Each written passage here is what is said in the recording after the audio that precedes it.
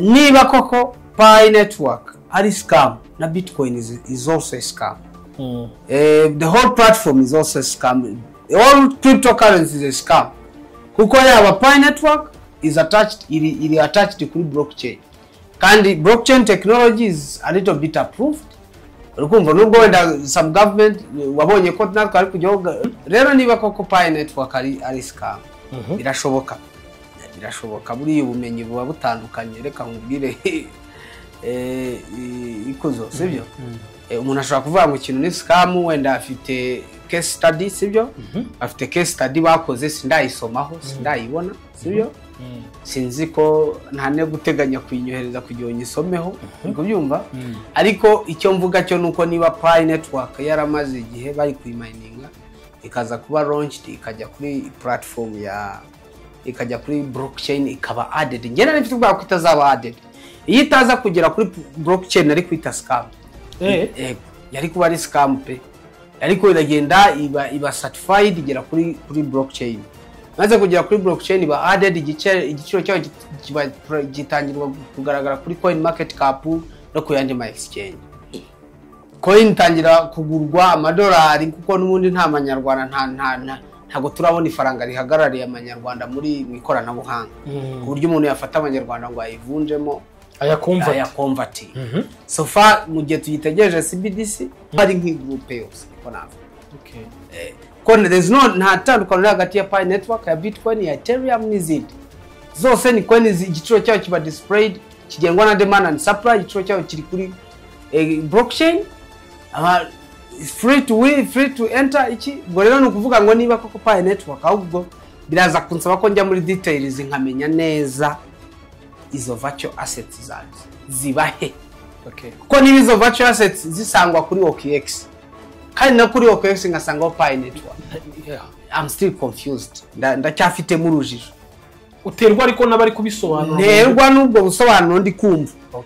kuko kuva Pi network asiyo kandi najya kuri blockchain nkayisanga yo iri mu kago ubu ngubu iri ku mwanya wa 11 kuri coin market cap niyo coin iri populaire muri kandi niyo coin imaze ibyumweru 3 gusironche ariko kabiri kuri coin market cap ku mwanya wa 11 muri mu bihumbi n'ibihumbi by'amacoin byabaye launched aho rero ubwo ngubwo nanjye I'm still confused I'm still trying to figure it out. Ukubyumva Debe sinabyumva nabwo ndashaka kugira ngo tumenye n'ubutani tujya kuri Rwanda Capital Market tuzamenye virtual assets zihe. Iyo nyubako yiza kuba umuntu nta kabuza ari kugusaba kuyisiga amarangi ya Beta Paints kuko ari yayongerera agaciro nayo ikaguhesha ishema mu bandi. Ngaho rero ibere mu kimbo umurimbo wayo ubushinge Beta Paints uruganda nyarwanda dukesha amarangi yuje ubuziranenge aryoshya aho dutuye naho dukorera. Haraya amazi n'aya mavuta nka Silk Vinyl, Weatherguard, Fast Dry, Epoxy, Wallmaster nanda dakangwa n'imihindagurikire y'ikirere. Dufite nasigwa ku byuma no ku modoka. Niba hari n'ubundi bwoko bw'irangi wabengutswa handi duhe komande ikoranabuhanga ryacurira ritunganye mu kanya nkako mu Rwanda kandi twihariye gukora mastike nziza z'ibyuma n'izibirahuri. Produits za Beta Paints murazisanga mu gihugu hose naho kurangura ni Remera ya ruguru ya gare ku Muhima hateganye na Hotel Kapi mu Gakiriro ka Gisozi hafi y'Umukindo House. Hari kandi ni Rubavu hafi y'urusengero rw'Abadive i Musanze ni Rusizi ariko n'uwaba ari ahandi mu gihugu hose ashaka kurangura produits za Beta Paints tuzimugezaho kandi tukamutwaza ku buntu. Ku bindi bisobanuro iyambaza telefone n'urubuga rwacu ubona kuri screen yawe. Beta Paints, best quality, best price, good services. Akunze Ibihumure TV muraho mumeze neza. Tugarutse nanone ku iki gicamunsi cyangwa se igitondo sinzi amasaha mu muherereyeho ndi kumwe na Dr. Musa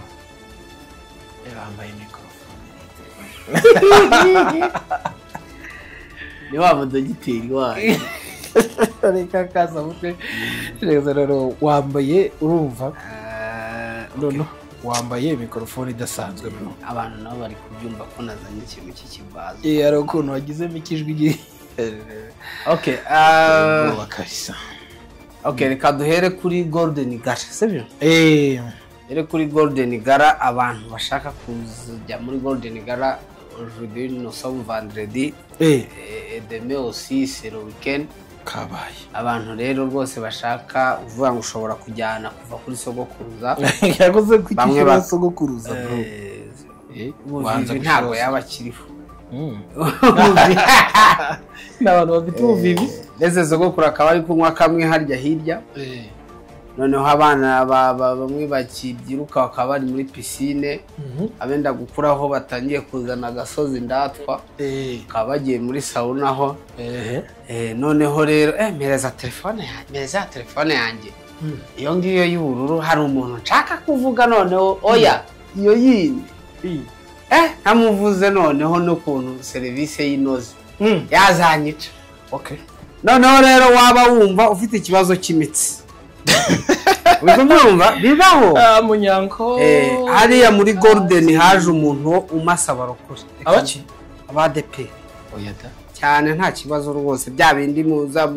ujya muri massage ese ko ratubwiye ngo ibintu bya massage ntubibasha oya gukunda noze yasa ni muri golden gara mu gihe data yaraje rero umuntu rwose ukora massage hariya wo bita anti anet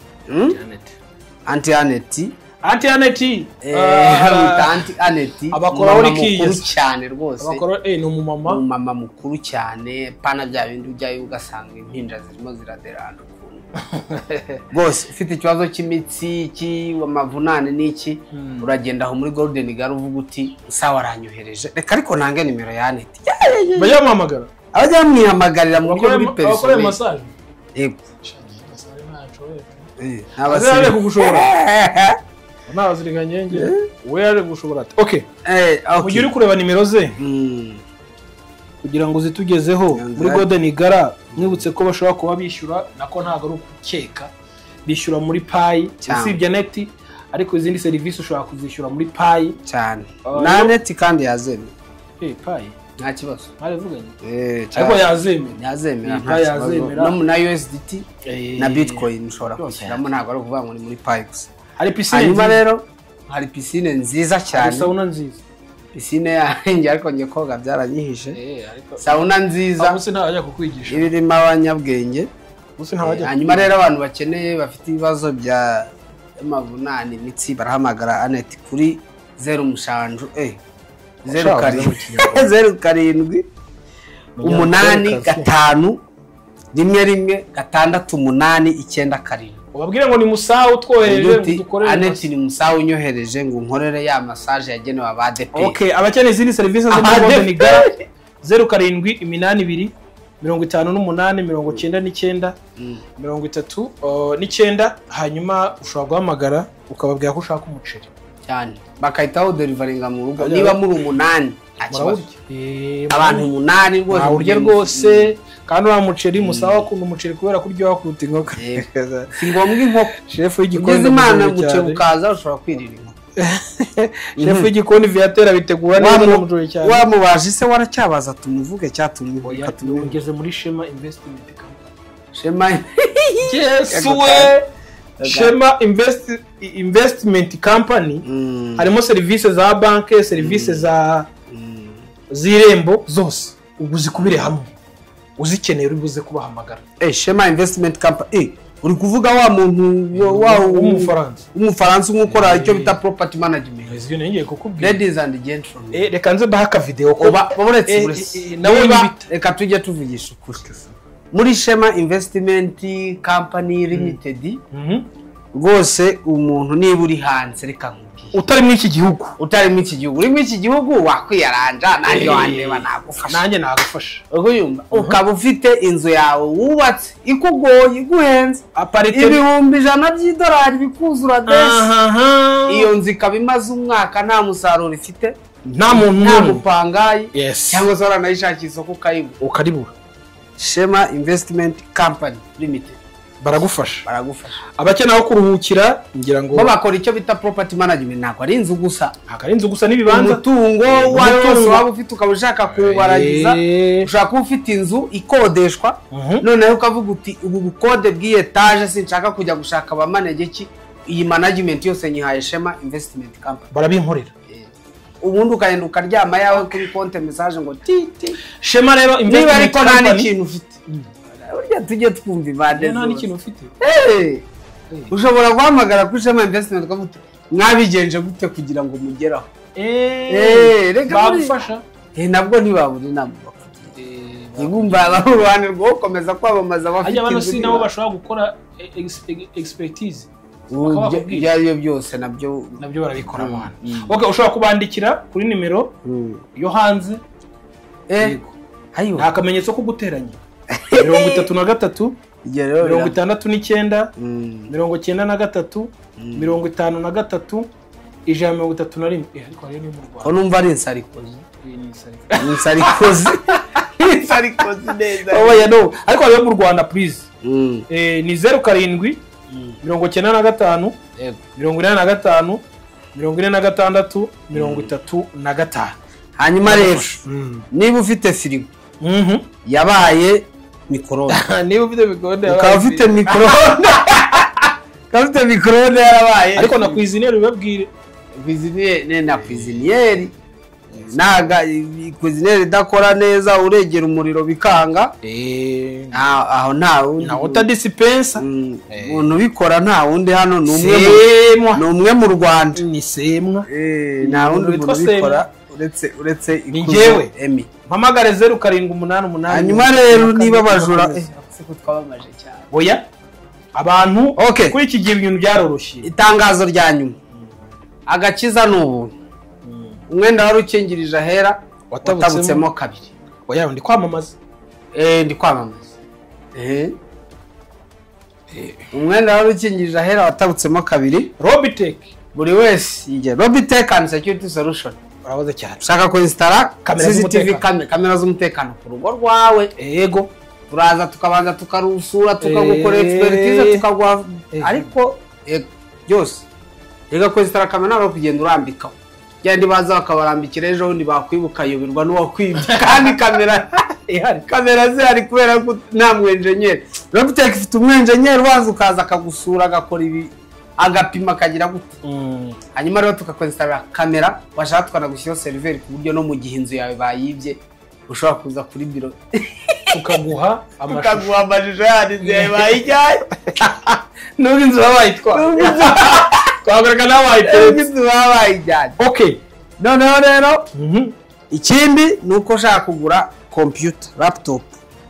hariya ngaho ngo bazagura muri Pi bro abwe bazagura muri Pi bajya bambaza bagasanga ngo ni nyinshi Pi ni nyinshi ese umvaga ari nyinshi gute kandi n'ubundi bari kugenda ku giciro cya Exchange Pi ko yagiye mu gishanga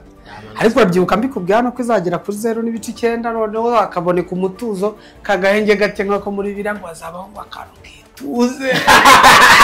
ariko ngiye mu kumfite ushaka kuziga kubita kuri 0.6 ubundi kuri 3 okay noneho rero iyo service muri Robitech and Security Solution barayibaha cyane rwose biroroshye rero hanyuma abagore bakeneye amashakoshi meza inkweto nziza bahamagare Vava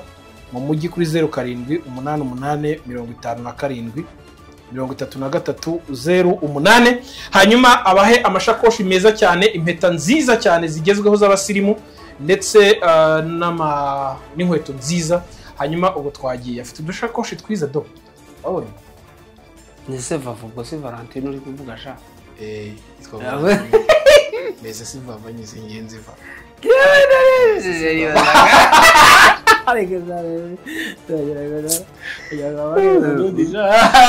uzajya utuma imibare imbara byinshi izo mibihekane kabisa udushakoshi twiza ngiye kutubereka okay reka tugende publicité zitarangiye ariko ya nyuma yuko agakiza ari ubuntu umwenda warukingije ahera watabutsemo iyo ni publicité kabiri abidini bawudoda 7 kongera ugatoka icyo nicyo navuga nicyo naheraho ubundi twikomereze okay ya msaha umeze neza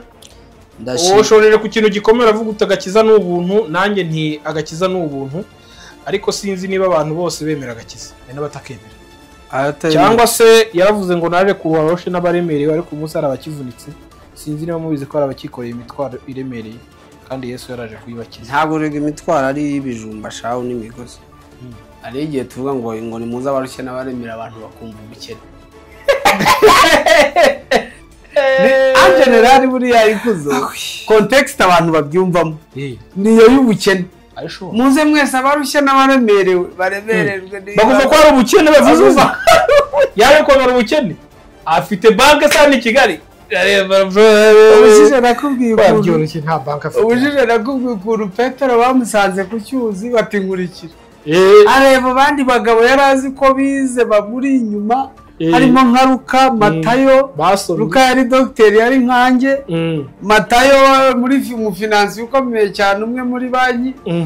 mu rusengero rw'i Yerusalemu ndetse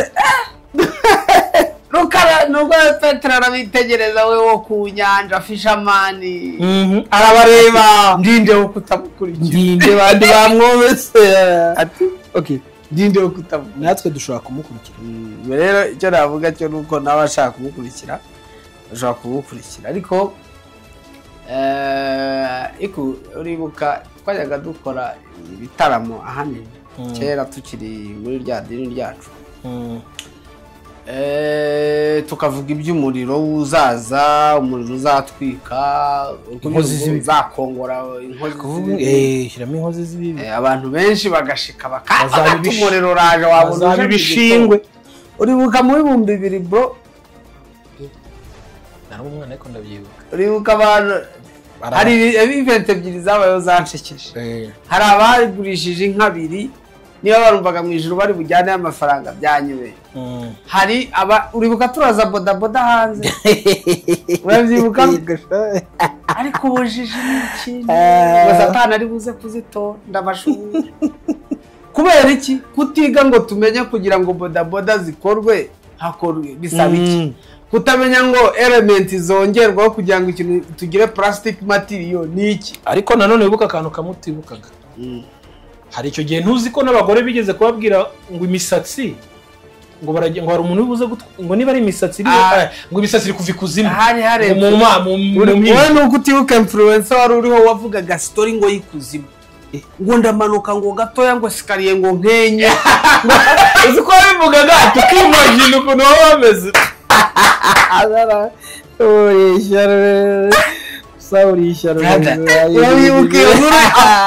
ndabyibuka kasete yaguraga 1000 brother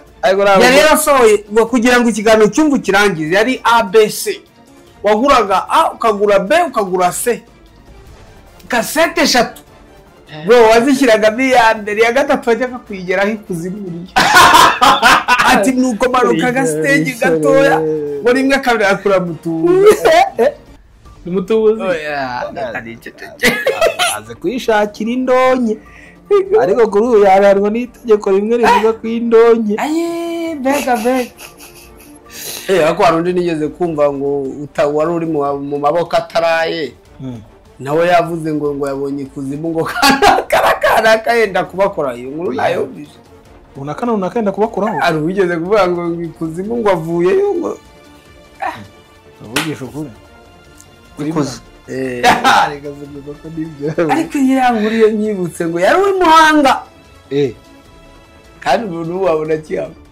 ejya avuga story neza ngo ikuzimu ngo nuko ngo zirango rujarevure ngo iki ngo amavuta ngo ari ngo yakozwe mu mpinja wajijiwe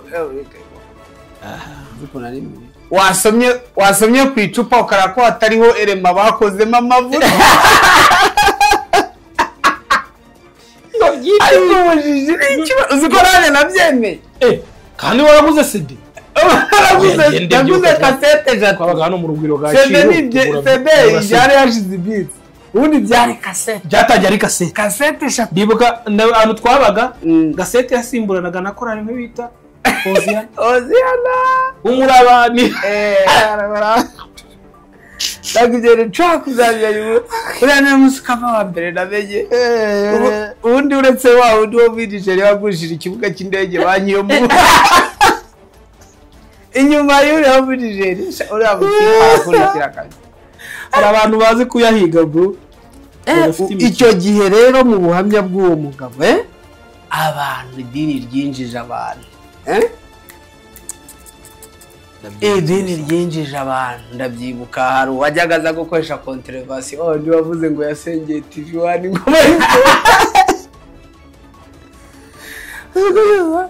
noneho bakaza gukoresha amavuna bakitangisha 10% araye miliyoni bamuha 400 miliyoni 5 bamuha senyi oya 10 ko yari make baratarani purusa nibuka ariko barayamuha ari menshi nubwo nibuka yariyo ariko ari menshi barabonye bro none nge ano twari twuririye kuri iki gihe cyo kuvuga ngo yaje kuruhura abarushye n'abaremere wibaza iki muri aba bantu bumva ngo ubutumwa natwe turimo tweza ko tutaye turushye uzi ko kiragiye ukuzimu ko ahawe agaciro kuruta ijuru cyane ejo ndani twari turibuka ko nabuza ni nyamara ni wenda ubishoboye ushobora guhakana ko Imana itariho ariko ntabwo wahakana ko Satani atariho ati kuko Imana urayihakanika kwihorera ariko Satani umunsi wayihakanye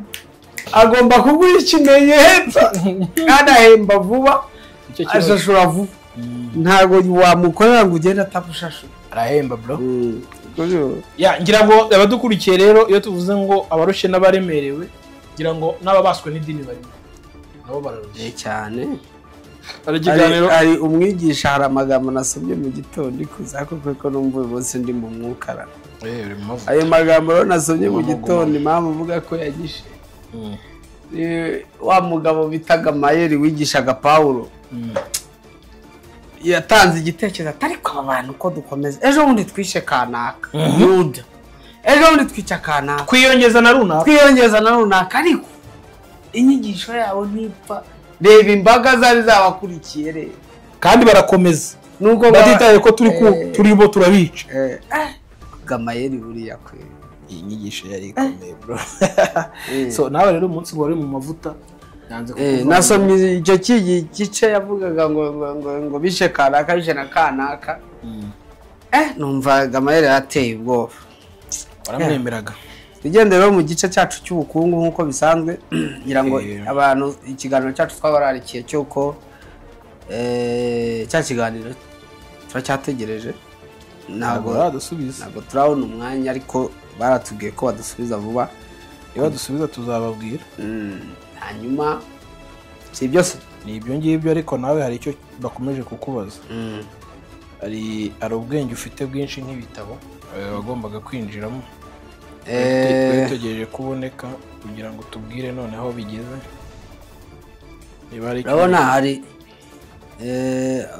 urabona hari ibintu bintera urabona no gukora ibiganiro byanteye ubutego ntabwo se waba warashingiye ku byo bavuze ngo paye kandi paye twe tutaperefera paye gusa bavuga ngo paye ngo beneri ngo yaravuze ngo paye ngo guverineri yabivuze ngo nyuma yuko tumaze kumushima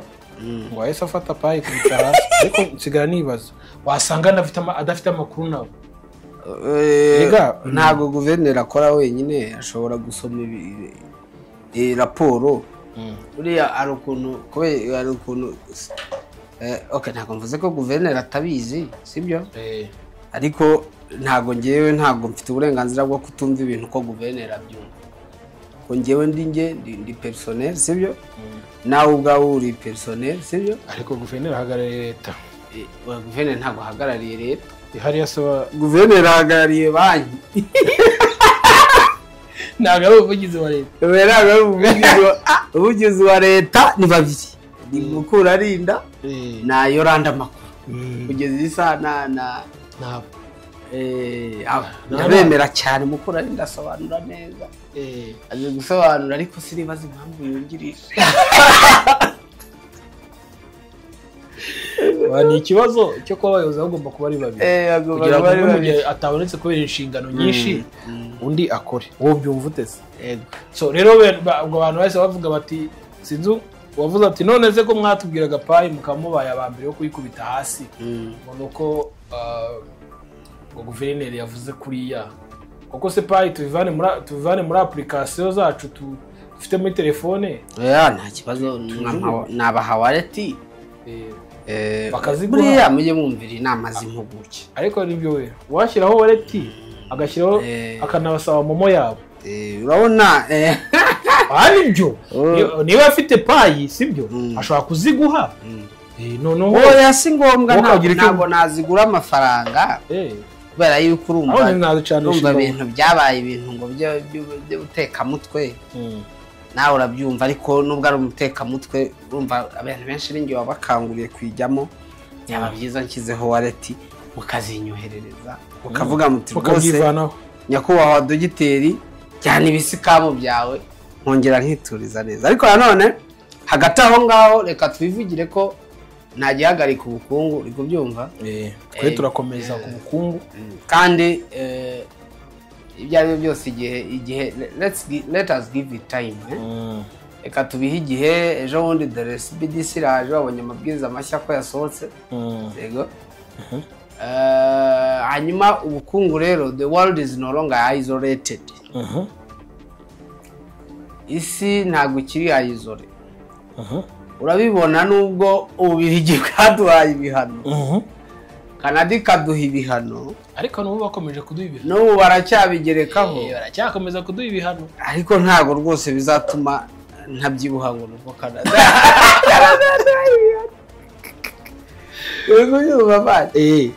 rero the world is no longer isolated mubyumva icyo nshaka kuvuga cyo nuko ubukungu bugeze ku rwego rwiza ukubyumva aho bigoye ko igihugu runaka gishobora kuba isolated warabibonye ibihano byafatiwe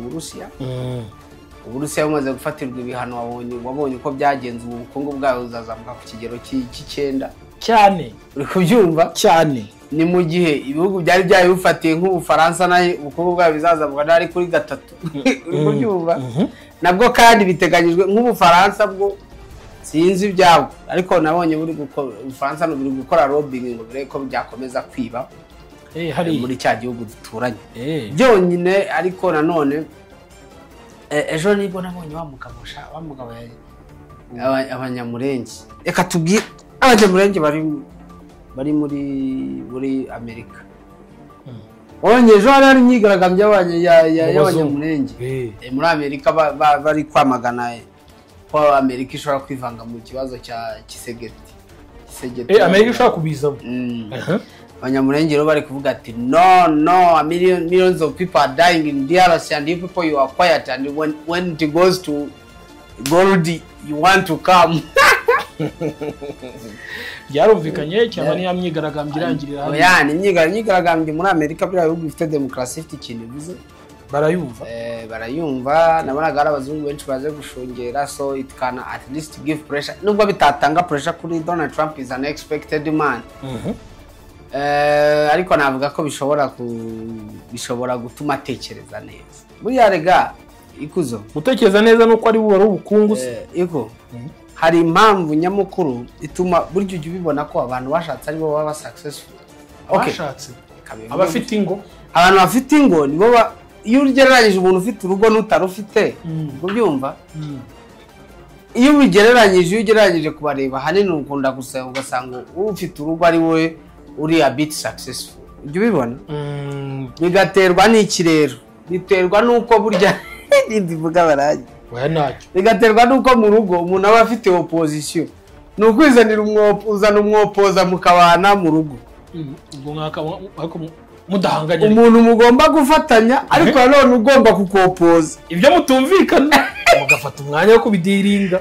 agakopoza opposition ituma umuntu atekereza neza nago opposition ari igihe cyo guhangana ngo no kuvuga ngo turwane uzayire ubana niyo mpamvu umuntu uri mu rugo urazarabiko ahari niyo ufashe amafaranga akagera mu rugo icyo utakoze hano amafaranga atarinjira mu rugo ubwo cyagiye yamaze kuhagera kugira ngo uzongere ugire ikintu arujejwe kuyabika kugira ngo azongere asohoke mu rugo ujye kwikorera icyo ushaka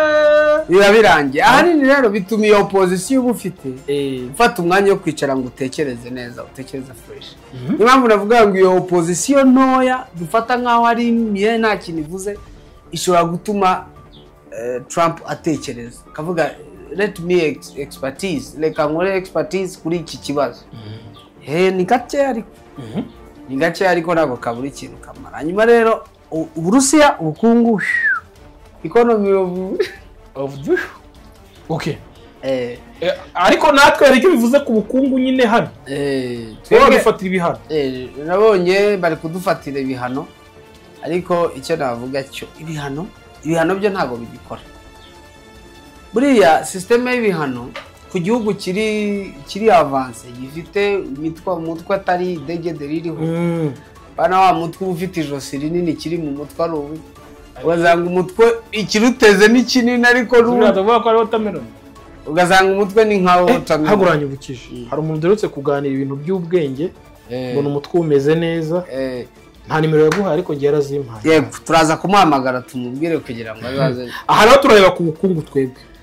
Icyo rero navuga narimo mvuga ngo the world is no longer isolated. Isi ntabwo igifite isolation ku buryo ushobora gupfa kurimita umuntu cyangwa igihugu cyangwa iki. Urabona nubwo ibihano biriho yego wenda hari abatazamera bakapo twatumenyereye ariko ibihano sinabyo biburya ibihano ntabwo ari cyane. Igiteje ibibazo ni za nkunga za USAID zimwe bahagaritse ariko zari nyinshi. Ariko nanone wibuke ko dufite abantu benshi. Uzi ko ngo USAID yafashaga BBC mu Bwongereza kayifasha ze mu rwego mbwiraza ba Frederic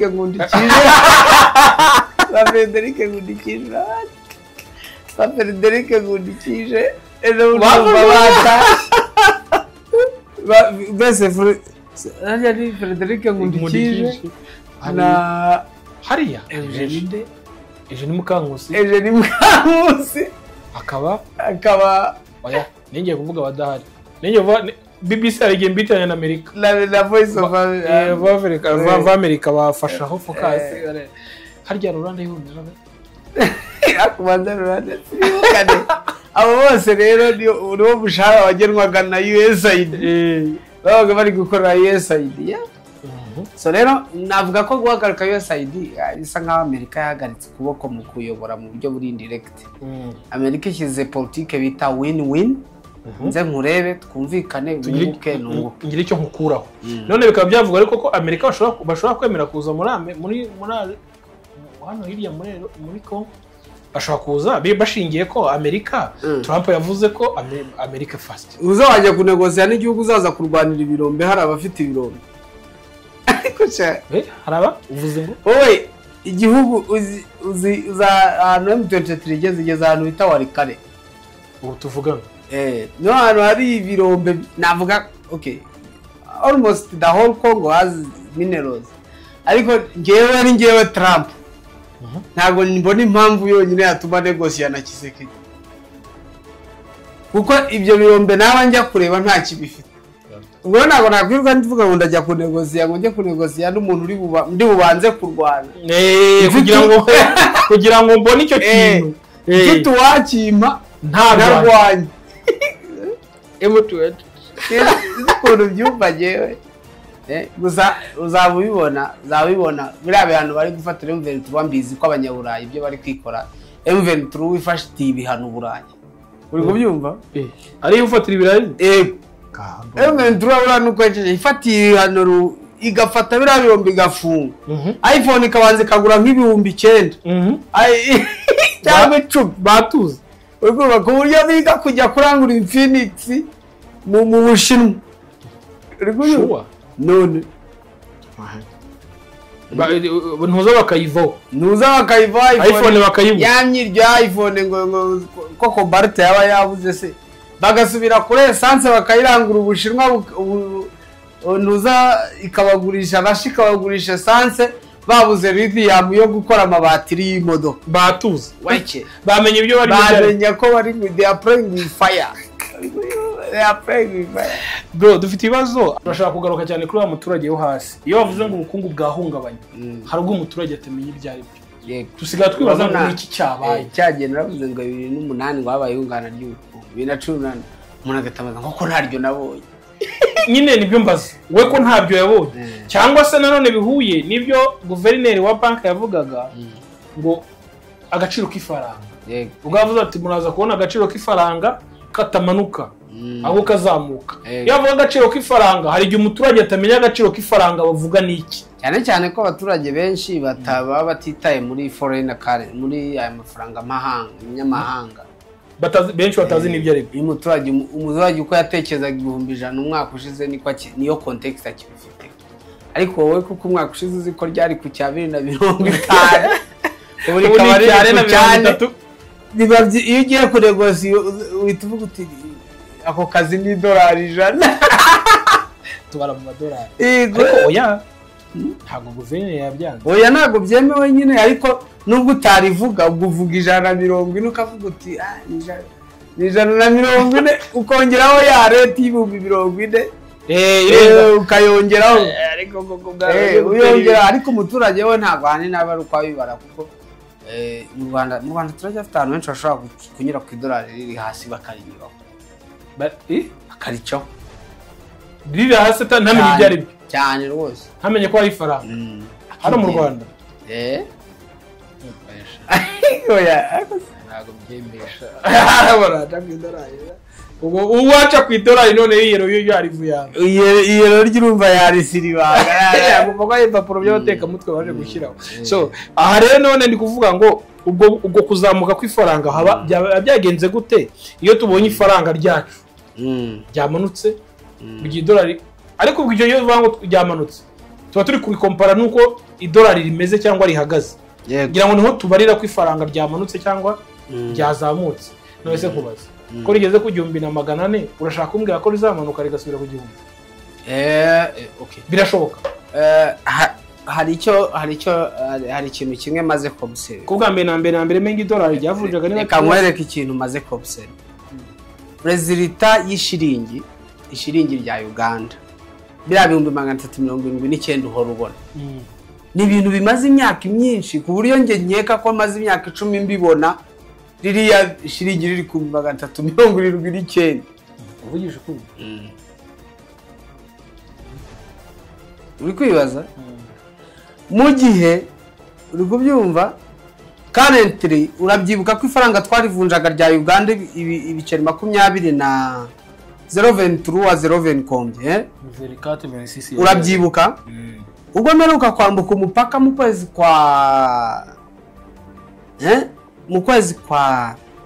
kwa kangahe harya muri 2024 irangira ubwo herukayo 2023 mu kwa gatatu umwaka kwa gatatu 2024 uri kubyumva nambuka umupaka uri kubyumva nambuka umupaka noneho ubwo uzi ukuntu byagenze ibihumbi 10 bya Uganda bampaye 25 ibihumbi 10 byacu bampaye 25 bya Uganda mu gihe mbere ibihumbi 10 bampaga ibihumbi 40 nanjye ndi kwibaza uri kwibaza iyo dominance yajeho ariko nubwo iyo dominance twebwe tuyifite muri circulation ariko bidolari igiciro cyabo nkuko nkubwiye ntigihinduka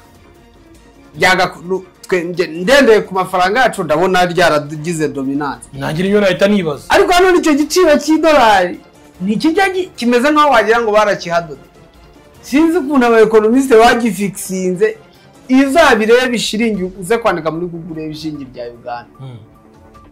372 ni ibintu bimaze igihe cyane none se biterwa n'iki n'abaekonomiste b'igihugu biterwa n'iki ni monetary policies navuga ko bishaka kuba biterwa na monetary policies ariko hari ibintu byinshi nka Uganda cyangwa se n'ibindi bihugu hari ukuntu ibindi bihugu ariko nanone ntago nabigenderaho ngiye kuvuga iby'amabuye nibuka cya gihugu ko gifite amabuye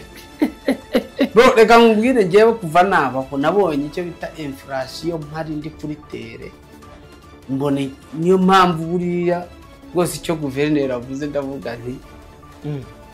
wemera nabonye inflation mu mezi 6 aho ifaranga rishobora kwikuba hafi inshuro zirenze n'ico abikubwiye nakubwiye cya gihugu nayo ndimo cyaba abagabo baje naha wa muyobozi yavugaga ngo nimuzabakoreho bari nagiyeyo mu mezi njyayo ifaranga ari kuvunjwa 45 by'ama South Sudanese pounds 45,000 South Sudanese pounds najyaga ikazi najyaga bampimbaga 25 uvuga ngo navagayo kabiri bakama $100 uri kubyumva hashize amezi 3 rijya kuri 65 ibya 45 kugira mbone $100 none bikansaba iminsi 3 byansabaga iminsi 2 ndihangana ndakomeza ndakora abyumvije ahubwo ndibutse we hari igihe wari tukavugana yambwira ngo niba washaka gukoresha niba nkoresha poza VPN na icyo kisinzi n'ikindi nkoresha gushyiramo VPN VPN icyo gihe ndavuga n'ibya byose umutipe yaragafashe kuko iyo mfite ndakoresha numero state urange amatipe be yaragafashe nanjye gutekereza imitwe yire ya ruguru agiye kubaruma abire se gubwira Noneho hajize iminsi kugira ubone $100 kagusaba $100 uvuga ngo nagezeho $100 ndikorera iminsi 2 bibaye 3 bigera ku $100 birangira bibaye 5 hashize iminsi bigera ku $180 noneho bikaya binsaba ukwezi guko aje biretse ko nahise nabikiri kwijana uri kubyumva nahise ngaruka bikiri kwijana ariko ubu tuvugana ubu riri ku $600,000 uribaza kujya ubona $100 bizakujyana $600 by'amapawundi ibaze ko abantu batakibana amafaranga ntago bakiyiba yatwara neza ko ashobora kuza akakwiba ivarisi yose agasanga harimo $1,200,000 yibye ibifuka n'ibifuka kuko inote nkuru yaho ni igihumbi uri kubyumva umuntu araza akakwiba umushaniko yabara agasanga harimo $1,000 ntacyo biguze inflation brand mbi cyane nubwo mutabizi hano ndimo ngo urugero rw'ukuntu ibyo wambire ngo guverineri navuga ngo ifaranga ngo ntiriza ngo ajya ngo ntirizazamuka ari kuvuza nyine ntago zata agaciro ngo $1 rizamuke rigejejwe cyane nibyo yavugaga nashaka kuguha urugero rwa Uganda iyo stability icyo giciro $1 kimaze igihe kinini cyane ntago gihindagurika ku buryo uvuga ngo kiri kugenda ku buryo natwe dushobora guhagararira ubwo rero wenda natekerezaga ko ariyo policy natwe dushobora kuvuga ati wenda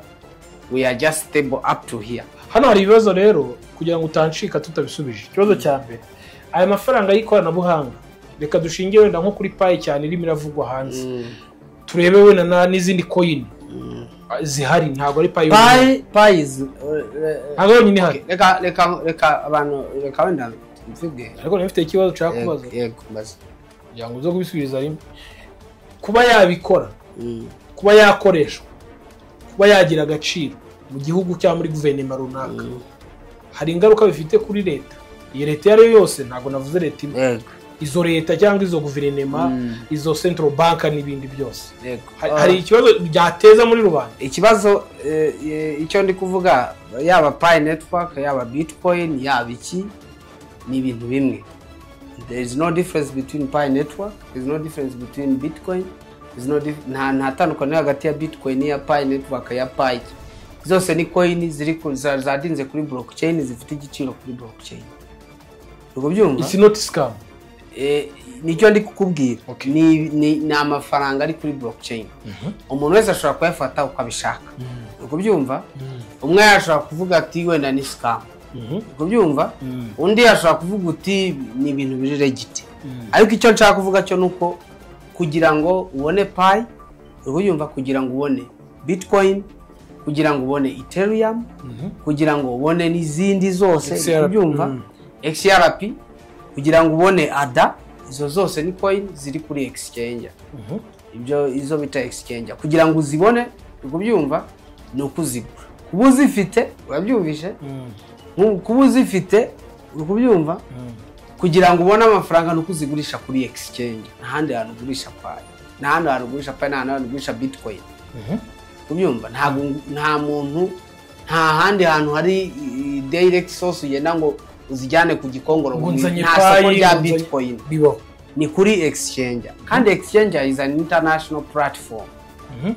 ujyanye hizo Bitcoin zawe hari igiciro cya Bitcoin kiri kuri exchange baka exchanginga bakaguhereza bakaguha USD bakaguha $1 angana na Bitcoin ufite yaba ari Ethereum barayihindura wabyumvishe bakaguha $1 angana na Ethereum ufite yaba ari ibyo yose ni system ibivunja ibyo yose ni system ibivunja nta muntu ku giti cye uvunja ibyo sibyo niba muri iyi technology uje nakubwiye ni umuntu abari nawe mukashi niba rero ndi kubwira ngo umuntu abari nawe mukashiya bivuze ngo bifite icyo bivuze. Ahangaha nta muntu uri independent ku giti cye, sibyo? Uri kubyumva? Rero icyo ndi kuvuga nuko ibyabanje kuba kwenda kuri Pi Network byo kurifaringa byo kugira gute nibyo bavugaga babyo bakabyita ngo ni pyramid scam. Ariko ikintu cya mbere cyerekana ko ikintu kiri pyramid nuko iyo reference kurifaringa umuntu igizwe ibintu bibiri. Cya mbere warifaringa umuntu ukagira icyo ubona. Cya kabiri kurifaringa umuntu ntibigarukira ku urifarinze. Donc nukuvuga ngo ubundi kugira ikintu kibe pyramid scheme reka ngo urugero ngewe ndakurifarinze uri kubyumva bampaye 1000 noneho nawe uzarifaringa uri kubyumva baraguha 1000 ariko nanjye bampeho 100 babyumvise icyo bita pyramid scheme nukuvuga ngo uko ndifaringa abantu benshi niko nunguka